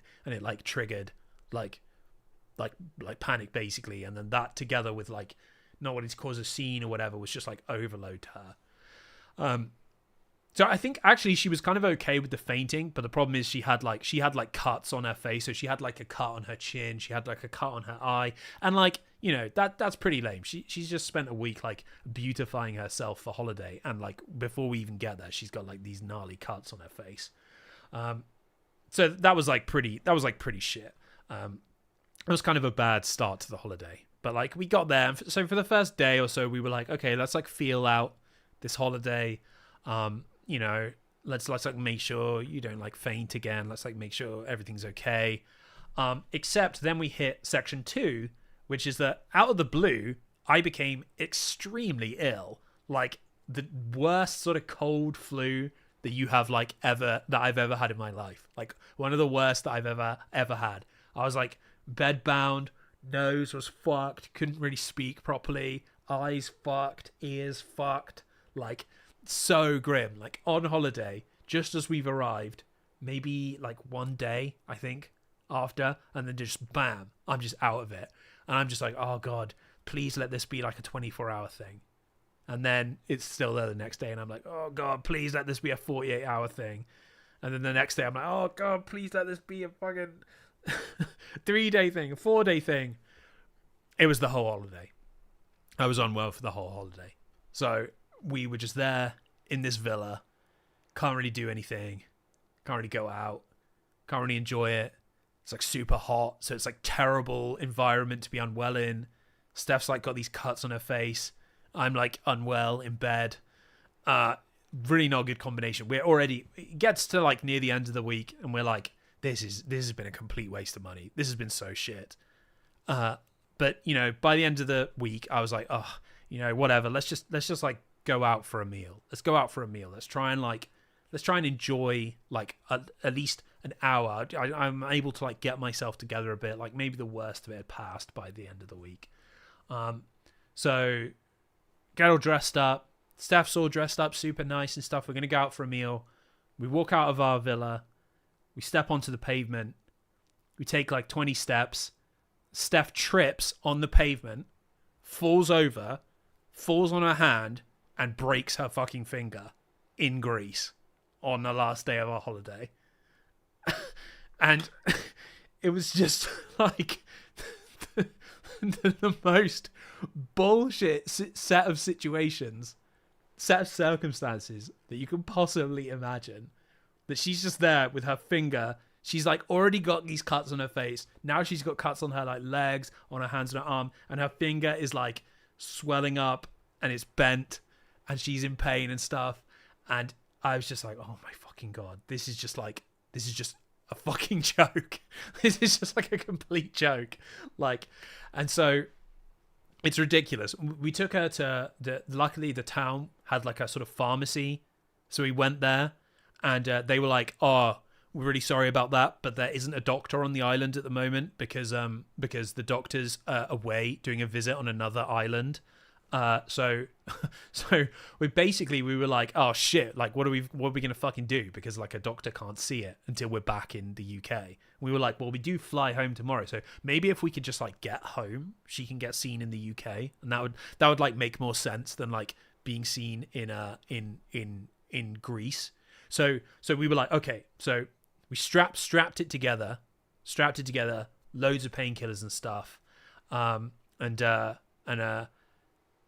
we managed to make it. We managed to make it home and got her, like, went straight to the hospital in the UK. It was like not even 12 hours after she did it. So I think that was okay. And they like x-rayed it and stuff. And like, yeah, she's basically broken the joint in this finger there, basically. She's broken the joint. So she's she luckily she didn't need surgery, because the worry was that like sometimes when you break that joint, you need to have your finger like cut open, and then they go inside of the joint to fix it. But apparently like finger surgery on finger joints is like quite complex. So luckily she doesn't need that. She just needs to do 3 months of physio. Well, Papa Cat and Danny, you say luckily it wasn't her ring finger. It was her ring finger, and it was the ring finger on her left hand. So unfortunately, we're gonna have to do her wedding ring on the other hand, because she's not gonna be able to wear a ring on her wedding hand on our wedding day, because the finger won't allow it on. Alex, if it makes you feel better, my dad spent my parents' honeymoon sending sick from both ends in Mexico while my mum went shopping. I mean, that's good for your mum, not so good for your dad. I feel for him. I feel like I've been there. plus the injured girlfriend as well. So it's pretty depressing for her. Like, luckily her physio's like going really well. So she had her first physio session on Monday, so it's like going well. She's gonna get like full range of movement back, I'm pretty sure. But it's like, yeah, it would have actually been easier if she basically broke like this bit here. It would have been much better, because that just heals. You don't have to do anything. Which island was it without a doctor? No, so that's not completely correct. The town, didn't have the doctor in. The island did, Santorini. So we could have gone to Santorini Hospital, but the problem was it was so close to when our flight was. We were like, we could go to Santorini Hospital, but we might have to leave Santorini Hospital midway through our, like, her being seen for x-rays and stuff to go get our flight back to the UK. So we were like, well, shit, what do we do? We were like, oh, fuck it. Like, if we can manage the pain, let's just get back to the UK and see a doctor there, because it's not that long after it. Which I think was the right decision, because she didn't need surgery. If she needed surgery, that might have been dicey, but like luckily she didn't. So that was like one positive, I suppose. But yeah. So yeah, that was the shittest holiday ever. And then I got to come home and sink 80 hours in back-to-back weeks into the video to get it finished, which was not fun. So yeah, that's the month of doom. But here's the real question. Was it all worth it? Was it all worth it? Design Tech, great video. Hope this helps with increasing the half-life of your girlfriend's health. Thanks very much, man. I appreciate it. That's very, very generous of you. I will be sure to spend the money on something nice for Steph to cheer her up. So here's the crazy thing, right? Because the question is, was it all worth it? Was all this hard work and all this thought worth it? Well, the answer is yes and no. So here's the thing. This is a very, very, very fucking weird video. So this, to anyone who's seen what YouTube looks like, this is the like analytics, and by all accounts, this is like quite good. So the video has like has done really, really good, and it has a really, really high average watch time, and compared to all my other stuff, it's done pretty good. Except for a few weird quirks. So the first is that about 90% of these views came in a single day, which is very odd and not normal. And as you can see over here, 83% of the views are from new viewers, and 3% of the views are from regular viewers, 12% are from casual viewers. Now, for a channel like mine, who operates largely in a sort of quite established space, I have my audience. I don't tend to break out into the mainstream all that often. I have my moments. I have my absurd history of bad video games. I have my Parasite Eve moments. You know, like I'm not saying that doesn't happen, but this is very odd and not normal. And as you can see, 80% of the views on the video came from YouTube recommending it to people, not from subscriptions. And as you can see, the subscription feed accounts for 2%. 2% of the views from the subscription feed. So this is a very, very fucking weird situation where the video has, like, on the surface done well, but like kind of the underlying stats of like the video like reaching my audience and like people who want to watch my stuff and have heard of me before, it was kind of like a complete disaster. It's very, very, very fucking weird. I actually have a partner manager at YouTube. He's a great guy. He's really nice. I'm sure he won't mind me saying that he was baffled by this. He found this to be incredibly strange. He has only ever seen one other video with analytics that look like this. It is so weird. So the hope is that like eventually this video can like connect with my actual audience, like actually people who like sub to my channel get to see this video eventually, because there's no reason why it should have completely different analytics to the Half-Life 1 video. It's like very, very fucking weird. But yeah, it's it's very, very, very weird. Maybe it's wrong. I can't believe 2% of subs. No, it's completely correct. It's completely correct. Double checked by the partner manager. Yeah. So super, super weird. I don't really know what the deal is. So I'm going to make a community post tomorrow, try and like remind more people that this video is out there, because like, it's not like YouTube is like hiding it. Like that's not what's happening. YouTube are recommending it to people, just not like people who have watched my videos before. 83% of the people who have watched this video have never seen a video of mine before. Super fucking weird. Super weird. So yeah. So essentially, like, was it all worth it? I don't know. I really don't know. Like, had a good launch, I guess, but for weird reasons. And if the video doesn't really like connect with my regular viewers from here, it would kind of not be that big of a success, which is kind of weird. So my hope is that it does actually connect with my sort of normal viewers over time. It's very, very, very weird. So yeah, it remains to be seen how this video will do, like as a YouTube video rather than a work of art or whatever. Now, a very sad byproduct of this is that unfortunately, this is where I would usually do the bit where I respond to some interesting things that have come from the comments. But because this video has almost entirely been seen by people who have never seen the channel before, it has way less comments than a normal I finished a video game video. Like about half as many, which is a real shame because as you guys know, I really enjoy getting stuck in the comments, replying to people, seeing what people have to say, engaging with them. And because of the weird way this video has been recommended, there's way less commentary on it. So as you can see, I decided to post the relative comments of the last few videos, and Heavy Metal and Video Games has 1,300 and Half-Life 2 has 780. Like that is absolutely baffling. Absolutely baffling.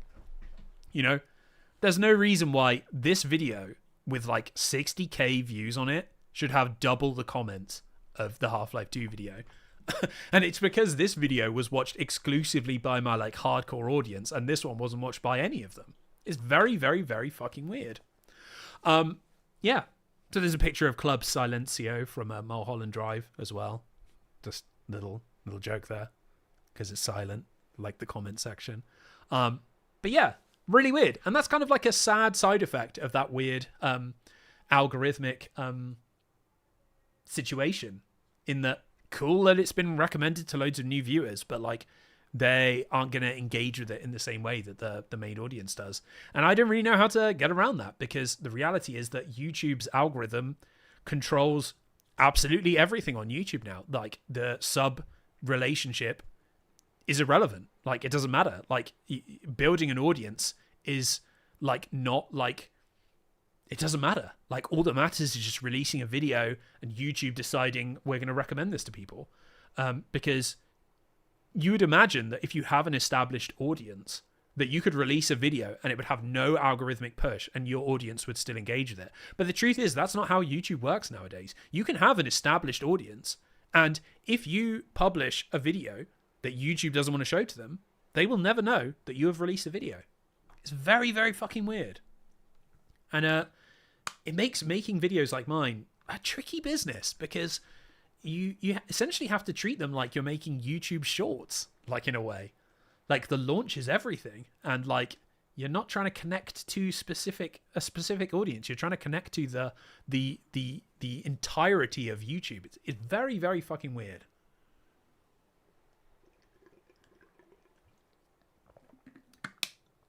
Now, the hope is that this is just a one-off freak thing, because it's going to be very tricky if this is the new norm. I really hope it isn't.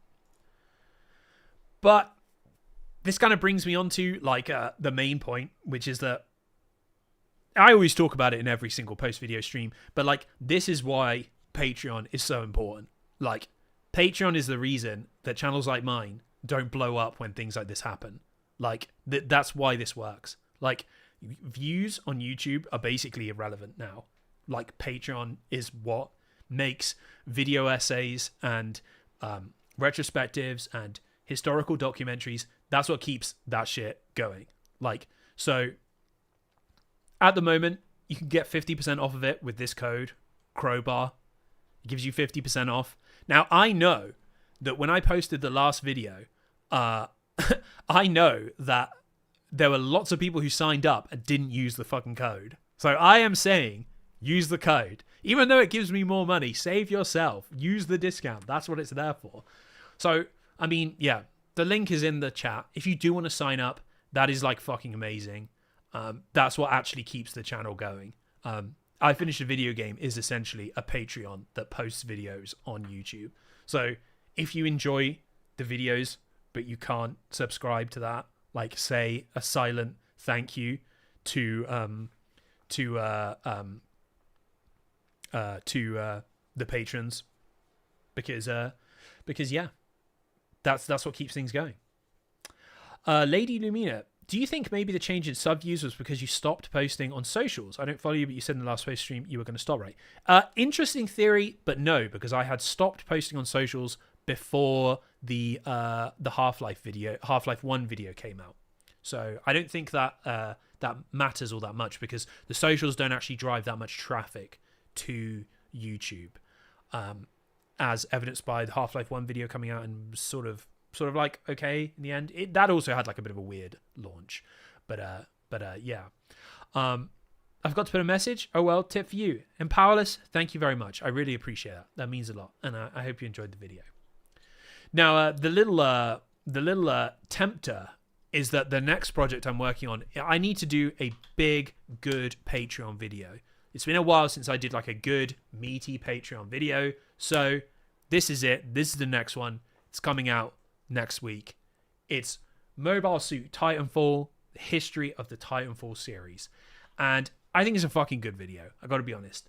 It's basically like, the way I see it is, it's like Half-Life 1 kind of tracks like the shooter genre, going from like Doom and Quake into like story-driven world, like Half-Life kind of birthing that. And then Half-Life 2, it's not like the focus of the video, but it kind of touches on about how single player shooters were kind of dying out in favor of like more service driven stuff. And I feel like Titanfall is like the perfect cap on that story, about how a studio who basically played a key role in making shooters become that like service driven genre, tried to like buck against the monster they created, and then eventually failed and had to like give into it. So as you can see here, we got Call of Duty 4, Titanfall 2, and Apex Legends. And then we've got Steve Fukada and Vince Zampella, RIP, who are going to be like, they're like the main characters of the story. So yeah, so that's going to be dropping on Patreon, like next week. So yeah, so if you sub to Patreon this month, even if you just sub for 1 month with the discount, you'll get to watch this when it drops. So that's that. Yeah, I can see that being a pretty popular video, so maybe something to consider for the YouTube channel. Maybe, but like I said, Patreon is like what is what makes I Finished a Video Game like viable, like not YouTube. So I think sometimes it's nice to do like a really high effort proper video that the patrons get. So like with the Haze video, like with the Arx Fatalis video, sometimes it's nice to do these like these big, like meaty, girthy one. What about setting up a YouTube members? Unfortunately, I think that would split. I think it's a lot easier if it's just one, and I had Patreon first, so stick with that. So what is next? Another new thing, I'm going to bring back the stream. So I am committed to bringing back the stream. The Twitch stream. I know I've been insanely inconsistent this year. I basically like not streamed at all. I am committed in that I am gonna definitely gonna do a consistent stream. So I'm gonna start streaming tomorrow. No, not tomorrow. Next. It should probably be tomorrow. Okay, we've fallen at the first hurdle, guys. We've literally collapsed at the first hurdle. I have no idea when to stream.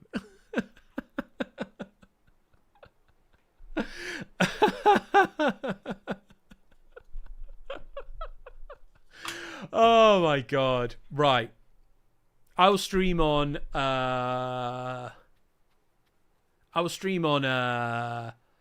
Sunday.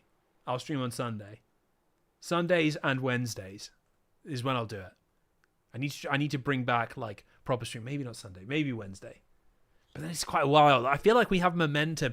I would usually do like next Wednesday would be fine, but then that's like a week to wait from now. Like that's quite a lot. That's quite a long time to wait. You know, we have momentum now. I was thinking like it would be good to stream tomorrow because then like we have like momentum off the back of this. But like the World Cup starts tomorrow. I kind of want to watch the opening of the World Cup. I'm kind of interested in that. This is what I mean. I'm not born to be like a YouTube stream person because I'm not like committed enough to the bit, you know?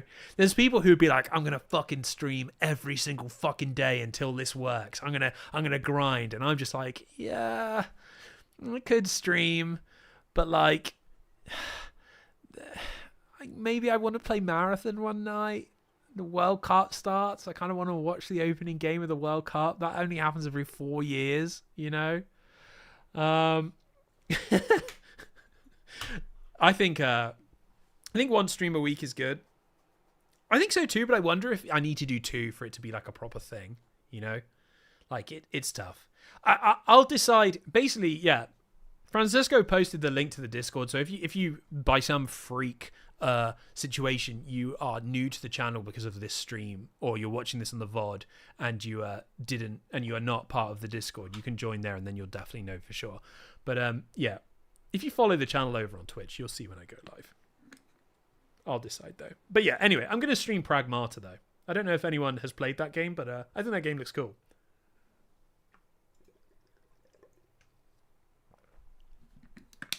Anyway, that is the end of the presentation.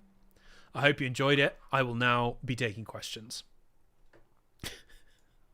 So feel free to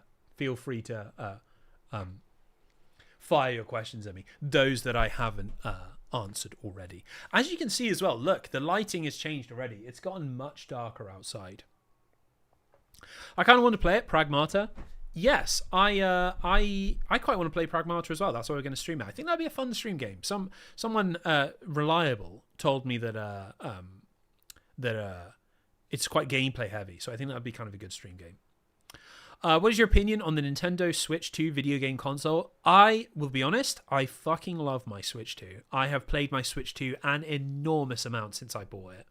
I think that you could probably make the argument that it doesn't have like enough like killer first party like Nintendo games, but the ones that are on there I've had an enormous amount of time playing. I'm one of the weird people that actually quite likes Mario Kart World. Like, I think the knockout mode is really, really fun, and like I don't play the open world at all, but like I'm kind of okay with it being like a bit more casual because I just play it casually anyway. And then Donkey Kong Bonanza was fucking awesome. I thought that was like such a great 3D platformer. Like, yeah, I've played a lot. Played Silksong on it.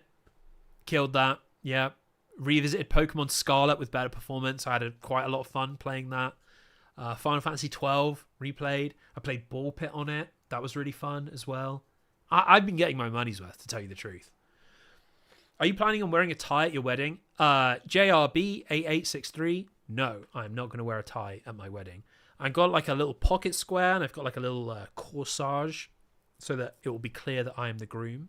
But no, I'm not going to wear a tie. I'm not big on ties. It's kind of like I finished a video game law, but I used to work a very, very corporate job before I did this. So I'm kind of like traumatized about wearing suits. That's why I kind of wanted to get like a sort of, my suit is like kind of like this like gray, almost pinstripe, like double-breasted suit. And I kind of wanted to do that because it's like so different to like a corporate suit, which I never want to fucking wear ever again. So yeah, no tie. Not even a bow tie? No, not even a bow tie. Just nothing. It's also in July, so it'll be quite hot. So yeah, could have worn a dress. I don't want to steal Steph's thunder. Any exciting releases from the showcases this past week? Super stoked for the new Fable game. Hazel Heart. Yes, I think new Fable game looks cool. I'm interested to play that. I played Fable 1 a huge amount when that came out. And I quite liked Fable 2, but I preferred Fable 1, and I didn't really like Fable 3, if I'm honest. I thought the menu stuff they were trying didn't work. So I'm interested to see. It's also interesting too because I think Fable's cool because it's a studio that hasn't made games like that before, trying their hand at something like that, which I'm interested to see how that works out. So yeah, I think that looks cool. I think probably the game I was most interested in,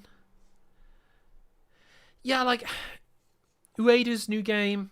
I think I can't remember what it's called. Project something. I can't remember the name of it. But I thought that looked really cool. I'm excited to try that out. What else?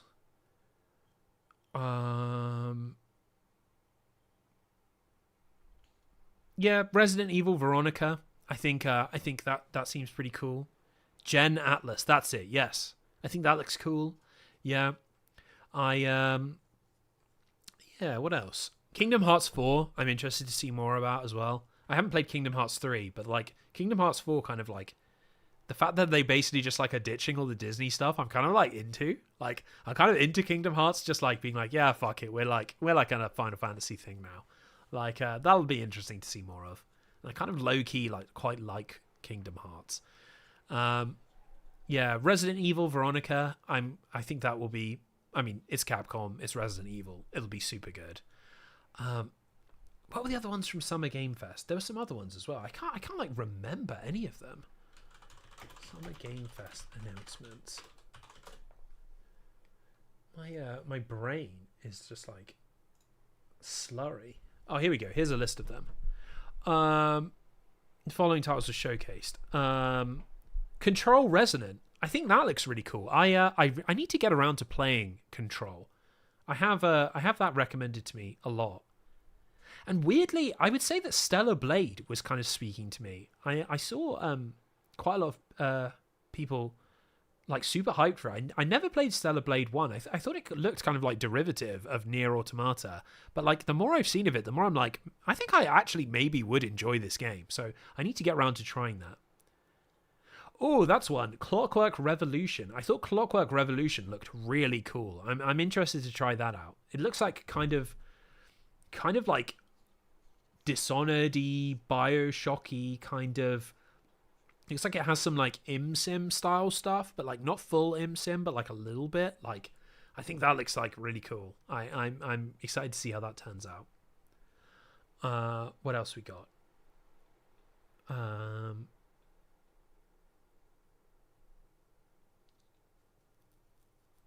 tell you what, Resonance: A Plague Tale Legacy is not a game that I thought looked pretty cool, but I do want it to be good. Like the idea of a Plague Tale being like this like expansive franchise, I feel like that's cool.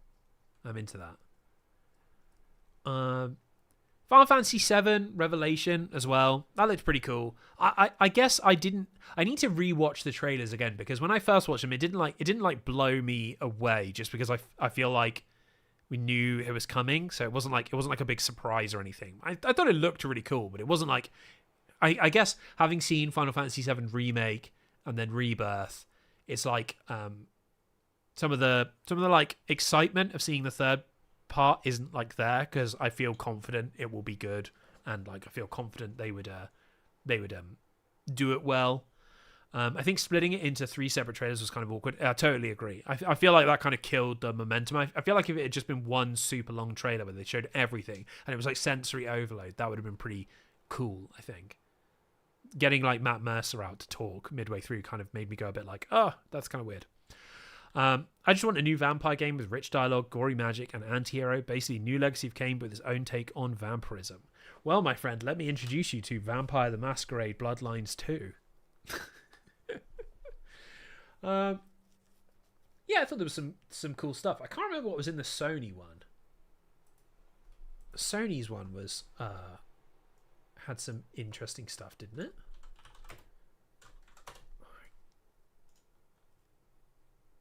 Oh, yes, Wolverine. I thought Wolverine looked cool. Lots of people were like super down on Wolverine. I thought it looked awesome. Like I'm into that. The idea of like a modern cinematic Sony style Wolverine game. Like I'm into that. Like I'm a big like defender of like the Insomniac Spider-Man games. I know they get like a lot of hate, but I really liked 1 and 2. I had a lot of fun with them. Like I wasn't that bothered by the fact that people had like complaints about some of the character design and the length and stuff, but like I enjoyed both of them a lot. And I think if Wolverine is like made to the same level of quality, I think that's going to be a sick game. I'm looking forward to it. I was a bit weirded out by the way Jean Grey looked. I don't mean to sound like a sort of like Twitter person, but like having grown up with like the X-Men, like the X-Men kind of has like a kind of like a quite like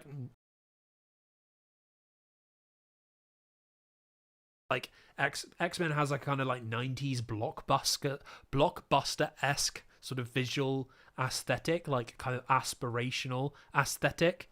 And I think that the design of some of the characters outside of Wolverine looks a bit funky.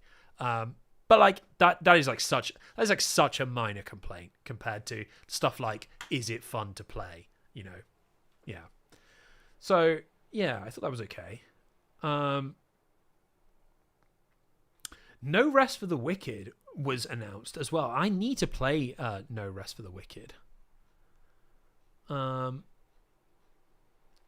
tell you what didn't excite me. Rayman Legends Retold. I'm a big Rayman believer. I have always loved Rayman. I played Rayman 1 a huge amount when it came out.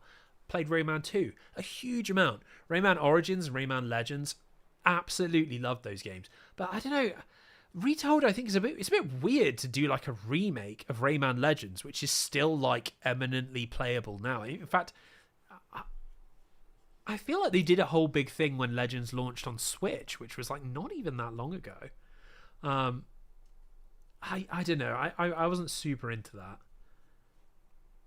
I kind of wish that they would just do like a regular new Rayman game.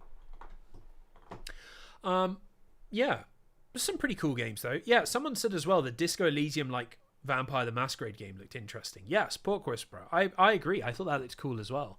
I have been toying with doing a Vampire the Masquerade game soon. I kind of want to do Redemption. Like, it might be quite fun to do Redemption, do Bloodlines 2, do some of the weird like in between ones, those like visual novel style ones, because I really love Vampire the Masquerade. I think it's a weird and cool series.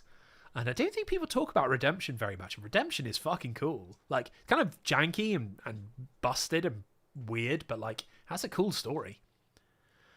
Gothic 1 remake launched and already heard it's top notch. Yes, I really want to play the Gothic 1 remake. I think that could be a good stream game as well. I think Gothic is like a fun stream game because it's like story driven, but it's like system driven and like good to experiment with. So yeah, I think that could be a fun one to do after Pragmata, maybe, if I keep it up. Anyway, yes. Bloodlines has visual novels. What are they called? I can't remember the names of them. They're called Vampire the Masquerade games. They are called Shadows of New York, Coteries of New York, and yes, it's those two. And then Swan Song is that like weird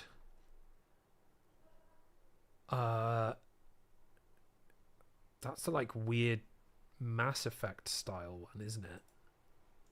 Weird series. Do you have a stance on the use of Gen AI in modern games? Asking because the new Crazy Taxi has been using it as a placeholder assets. Is the use of Gen AI a deal breaker for you? I like, broadly speaking, yes. Like, I would say I don't support studios using Gen AI in any way. Like, I don't really like Gen AI at all. I'm not like as negative on AI as some people. Like, I think that AI has like specific use cases where it's like insanely good. So like analyzing huge amounts of like data, for example, I think AI is like super good for. Like, they're using it in the NHS to like to analyze like masses of patient data to do like early targeted treatment for like cancer before it progresses to a point where a doctor might diagnose it, by like cross-referencing all these like thousands of different data points. And I think the AI is like super useful for stuff like that. Using AI to like make memes and like make videos, and I just think it's like an extension of brain rot. Like, I don't think there's any benefit to that at all. It's difficult when it's like the way studios are using it, because I think it's like, if they're using it to like I guess where I struggle with it is that if they're using it to create assets, that's obviously not right. That's not good. If they're using it to create prompts for stuff that they then rip off for stuff, that's also like not right. But if it's like, you sometimes see this with devs where they've just like basically ripped like a bunch of, they've got like a picture of the Terminator and he's standing in like Mordor, and it's like, it's like, I sometimes get a bit confused about like the morality of like if you use AI to replicate that specific thing, is that wrong as well? Because if you're just using it as like a prompter for like, we're going to make something like this but not this, it's not that different to like just ripping a bunch of images from like Google Image and like putting them up on your wall as your like mind board. Like, you're still taking art from somewhere else and using that as your reference point. It's just that the AI is doing it for you. I guess it just entirely depends on like how much of what the AI is producing is informing your final product. Like, surely it has to be like a tiny amount for it to be okay. Like, it's just, I don't know, it's just weird and complicated. Like, I sort of just, it would be just much easier if that kind of like AI is like not like, doesn't exist. Like, because then we don't have to grapple with this stuff. Like, it's tricky because it's like, I wish there was a way that we could have the benefits of it, like the like, yeah, like the coding stuff, like the data analysis stuff. Like, that's all really, really good. Like, but not with all the like, oh my God, like, I'm going to use it to, like, I've made a new Steven Spielberg movie in Claude. Like, I just, no to that. I don't know. It's probably better for devs. It's probably better for them to just avoid it altogether, because it's like, even if there is a way to do it ethically, like, and like morally, and you're not actually like informing like your work from the AI, you are literally just using it as like a search engine style tool of like visual ideas. Like, the problem is it's such a toxic debate that you're better off just not doing that, and you will probably make work that is just as good by not doing that anyway, because the reality is that the good bit of the work comes from you thinking and doing the work yourself and not using the tool. So it's just such a messy thing. You're probably just better off just not using it. Whatever benefits come from that must be really minor, you know? It's not like, oh, the games that are being made now that are using AI in their workflow, even if it's moral, they're like so much better than the games that came out 10 years ago. Those ones definitely didn't have AI workflows at any point. So, and they were completely fine. So I question its necessity, I suppose. It feels like it's one of those things where if you're a video game company of like any sizable amount, you probably just need to say that you're using AI for like investment to continue to flow into your company, to be totally honest. Like, you see it now with like SpaceX just did their IPO, and like it was just full of talking about AI, even though it's like not, like, no one thinks that Elon Musk SpaceX is going to be doing anything to do with AI. Like, come on. Like, but if you're a modern company trying to get in like funding, you have to have some sort of AI bullshit wrapped up in it, else investors aren't going to want to put money towards you. So I imagine that if you're let's say you're Ubisoft and you like desperately need to get like outside funding, or you're like, no, so that's a bad example because they're like a publisher. Let's say you're Remedy. You probably need to be saying to investors like, oh yeah, we're using AI in these innovative ways, they probably need you to do that, else they're worried that they'll sound like behind the curve or whatever. Like, that's just the reality of how investment works nowadays. You have to, that's why you see like fridge companies talking about like AI. Like, it's ridiculous, like, but you have to, because that's the hot topic.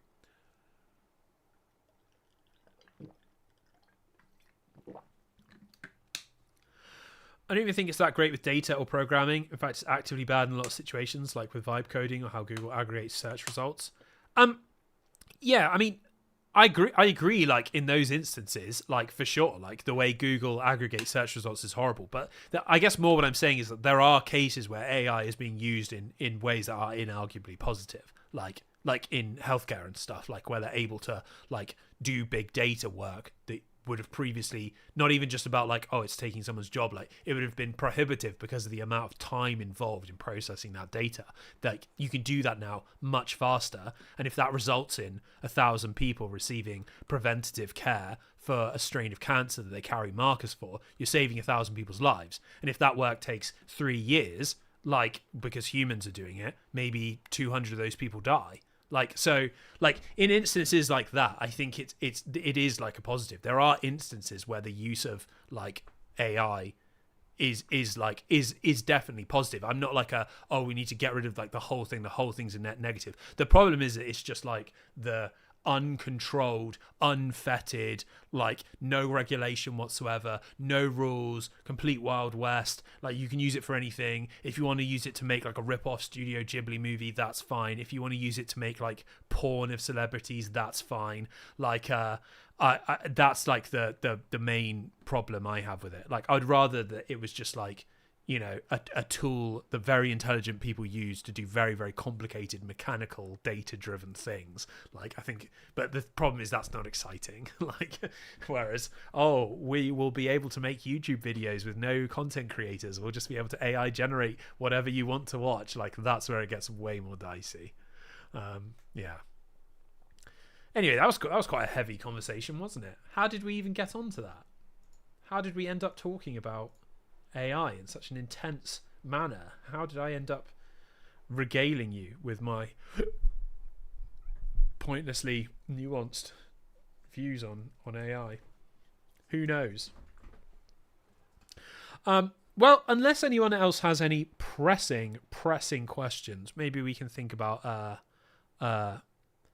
wrapping it up, because I am going to go check on stuff. I'm going to play some more Mean of the Hollower.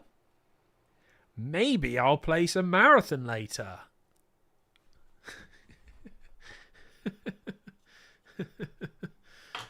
If you're talking about Half-Life 2, I got one question. Fire away, my friend. That's fine. Favorite runner shell in Marathon? I don't have one. I have enjoyed playing a bunch of them. I played some Triage earlier. That was quite fun.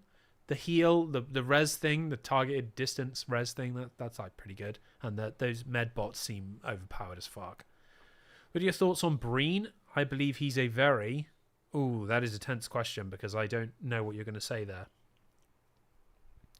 What if Half-Life 3 uses generative AI for enemy behavior? I don't know how that would work, but it could be interesting.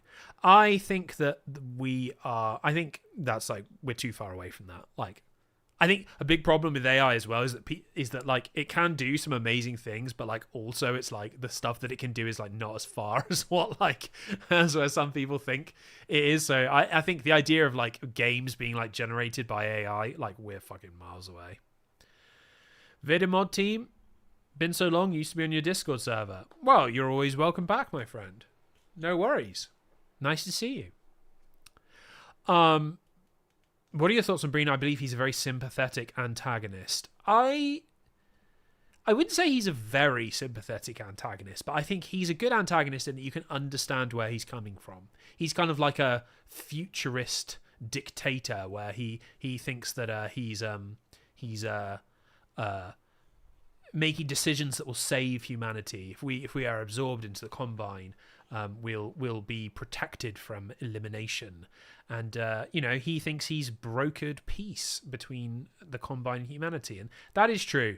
The problem is that he is also like kind of like a dick as well, in that he's like kind of like paternalistically abusing humanity as well. So it's like he like he's inarguably a bad guy, like he's making everyone's lives worse. And the implication of Half-Life 2 is that if we threw off the Combine, everything would be fine.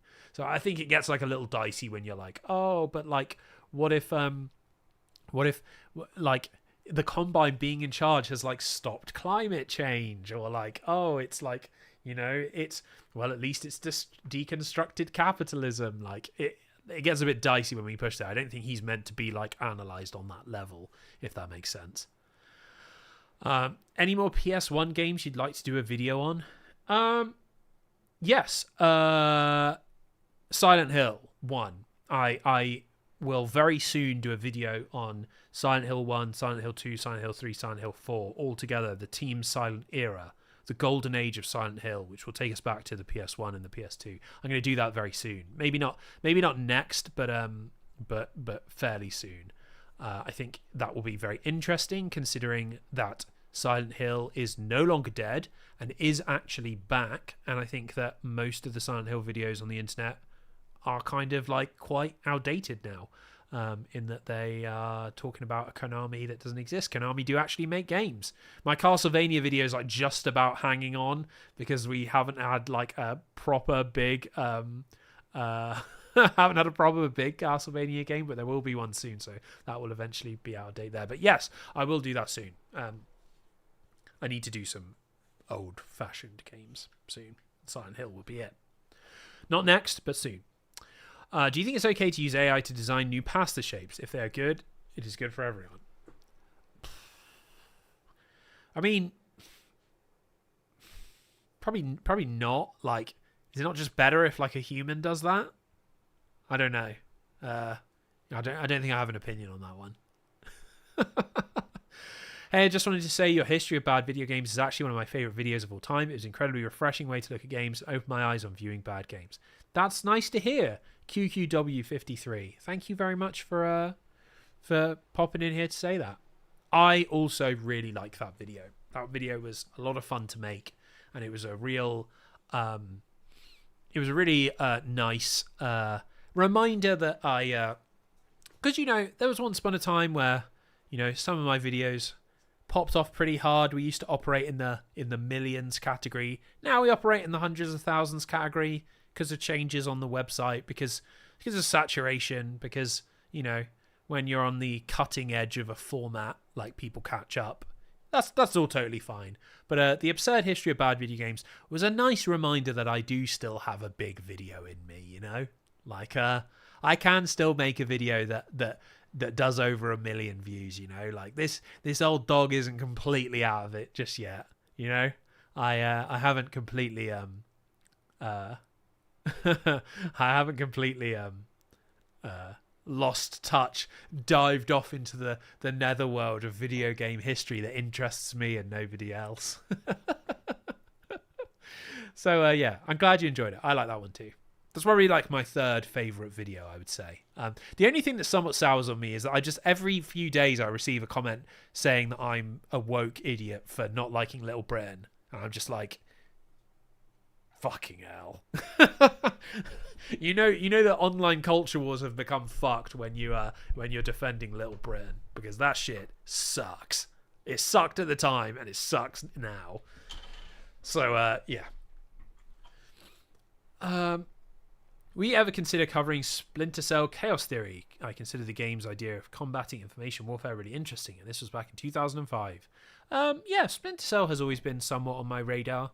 I think it's a little tough because I think big series videos don't really work that well anymore. Yeah, that's a little tough because there's a lot of Splinter Cell games now. Maybe that one would have come sooner if big series videos were more okay. But it's a shame. I like Splinter Cell a lot. It has an interesting story. Aren't Ubisoft supposed to be working on a sequel or a remake or something? Probably a remake, isn't it? They're probably working on a remake. I would honestly say just play Chaos Theory. Doesn't really work though. Can't just do one, can I? There's got to be the chronology there. That's what people come for. They come for the chronology. They come for the history. You might have answered this before. What in your background prepped you for the research and equipped you with your discipline? I studied history at university. I've always been super into history. So the idea of researching the past is interesting as fuck to me. I did that anyway before I did YouTube. I just like reading about how stuff is made, and the narrative kind of threads that weave events and things together interest me a lot. So I've always been interested in that. And as for equipped me with my discipline, fuck knows, because I was the worst employee in the world. Like, I worked this corporate job for like 7 years, and then 2 years with a different company behind that, so like 9 years of like fairly heavy corporate work. I was the shittest employee ever. My old job, I used to turn up at like, I think I didn't know, I was late like every single day. Like, I used to turn up at like 10. I used to go home at like 4. I'd have a 2-hour lunch every single day. Like, sometimes a 3-hour lunch. I would just like play Final Fantasy at my desk, like fully in view of everybody else. Like, they tried to give me a disciplinary once, and I just said no. Like, I don't care, just fire me then. And they were like, okay, we won't. Like, the problem is I got that terrible strain in me where, like, when you're good at something, like, and it's in, like, that kind of environment, like, you can just, oh boy. We still here? We still here? Yeah, we're still here. 3-hour lunch is so nice. French style? Yeah, exactly. You, yeah, I was a terrible employee. Like, I used to just like swear openly in the office, like in front of, what was the job? So I worked in a procurement for a IT company. So I did like shipping. It was a weird job because it was labeled as sales by the company, but we didn't really do sales. Like, we basically did like purchasing of goods for projects designed by consultants that were at the company, but we had to like make profit on this stuff. So we had like sales figures that we needed to hit, but we weren't like going door to door selling. We weren't like calling people up selling. It was like we would make money from securing like discounts against like goods that we would buy. It was fucking boring. Like, it was the most boring job in the entire world.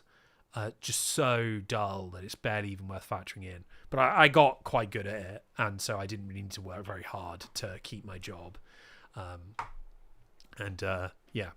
And that was actually what enabled me to do YouTube, because for the last year that I worked there, I was basically doing no work and just working on my YouTube videos. So Jade Empire, what videos did I make while I worked there? Jade Empire, Prince of Persia, Alpha Protocol, Mortal Shell, Lord of the Rings, Dino Crisis, and Castlevania. No, not Castlevania. I quit before Castlevania, but I think Dino Crisis was the last one I did. Yeah, all of those ones, and then I quit and I made Castlevania. That was my first one I made when I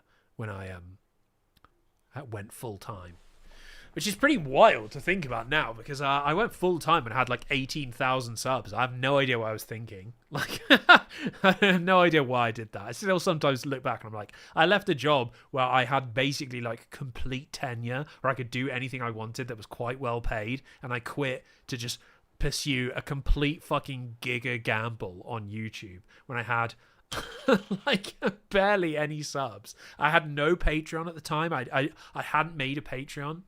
I think I'd made like maybe like a couple of grand like from YouTube AdSense, and I was like, oh well, if I don't try this now, I never will. And I was like, holy shit, like this actually worked. Like, I was very lucky, because that absolutely should have backfired.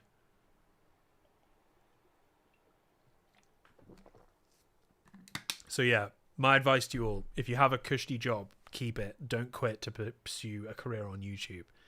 It's unbelievably stressful. Do you make more money from YouTube? Fuck no.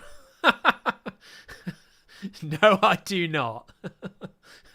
There was 1 year where I did. There was 1 year where I did make more money from YouTube, but no, in the years since, I have not. I mean, don't get me wrong. I'm not like impoverished. I'm not like impoverished or anything. I'm not like living on the breadline. Like, it pays me enough to pay my bills, and I can look after Steph, and like, you know, and everything is all right. Like, but that is literally because of Patreon, like, not the YouTube AdSense. Yeah, I think if it wasn't for having a Patreon, I probably would not do this full time anymore. Yeah, it's not a good long-term career. Also, long-term prospects, dicey. Am I going to be doing this when I'm 60 years old? Am I going to be doing this when I'm 50 years old? 40 years old? How long does this go? You know? You don't have to adapt when you're... You said you studied history. Any chance for a history-themed side channel? And Powerless, I would love to make a history-themed side channel. I adore talking about history. But the reality is I just don't have enough time. Like, this channel takes up an enormous amount of time. Even producing one video takes like hundreds and hundreds of hours of research, writing, recording, editing. Yeah, it's a lot. I would love to be able to do a second channel, like talk about interesting history stuff, but yeah, sadly not.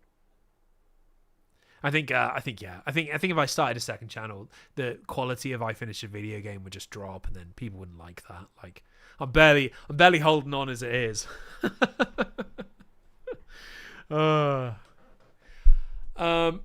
History and impossibly long retrospective. Yeah, exactly. What's your favorite historical period? That's difficult because there's so many good ones. I would say like the world around like the world wars, like European history around the world wars, like I find utterly endlessly captivating because it feels like close enough to touch. Like the events that happened there impact my life like directly, like, and the formation of countries and the identity of countries that exist now exists because of events that happened then. And I always find that extremely fascinating.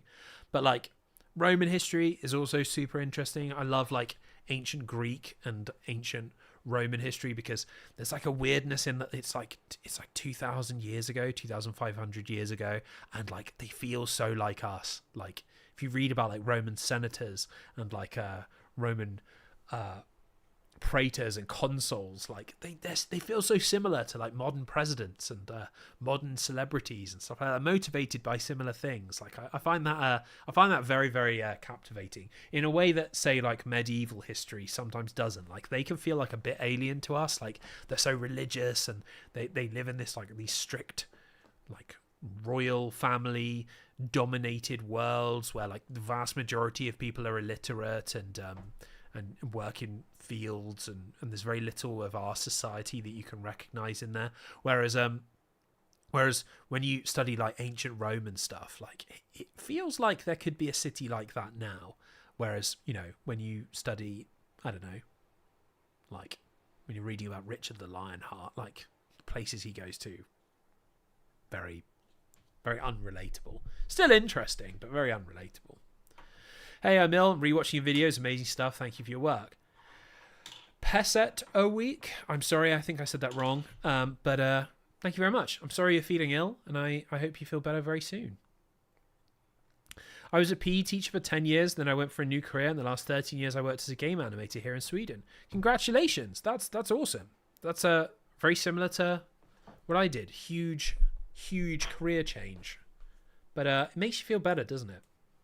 Improves your life. Yeah, I mean, luckily I have the safety net of Steph. Like Steph has a good job as well, so you know, and we've always been very good like at supporting each other. Like there's been times where like I think I talked about this on stream before when she was unemployed and I was supposed to support both of us, but then I ended up quitting my job as well and we were both unemployed, and how it was like the best few months of my entire life when we were both unemployed.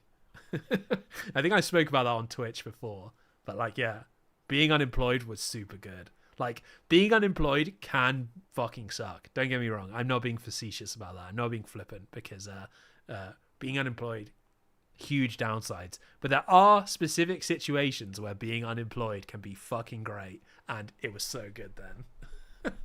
We just watched movies, played video games, scrounged what money we could together to eat like frozen turkey dinosaurs. It was fucking great. And then luckily we both got jobs again. So before we ran out of money and before like we had any issues with our rent, we managed to get jobs and we got advances on our pay and we paid our rent and we were all good. So there's no consequences. It was the jammiest thing you've ever seen in your entire life. Oh, that was pretty good for a non-Polish person. Well, I'll take that. The US actually combines the political ruthlessness of Rome with the religious manipulation of the medieval Catholic Church. That's an interesting way to look at it. You're probably right. An interesting Pax Americana as well to go along with it. Right. I think I will bring the stream to a close there. We've been going for 2 hours. I think. Where is it? 2 hours 10. 2 hours 10, which I think is more than enough for all of you to get your fill. So let's wrap things up by saying that, as mentioned, everybody, here is a link to the Patreon. Remember, you can get 50% off if you use the code Crowbar, like in Half-Life. Use it. There will be a video on Titanfall 2 dropping extremely soon. If you want to join the Discord, you are more than welcome to. Everyone is super friendly. It's a super open and accepting group of people who I like very much. And yeah, I will be streaming on Twitch soon. Maybe on Sunday. I might stream on Sunday.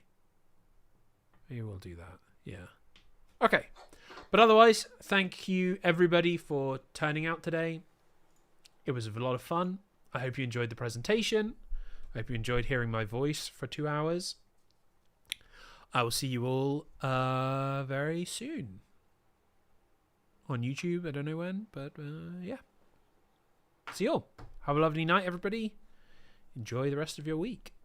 Bye-bye.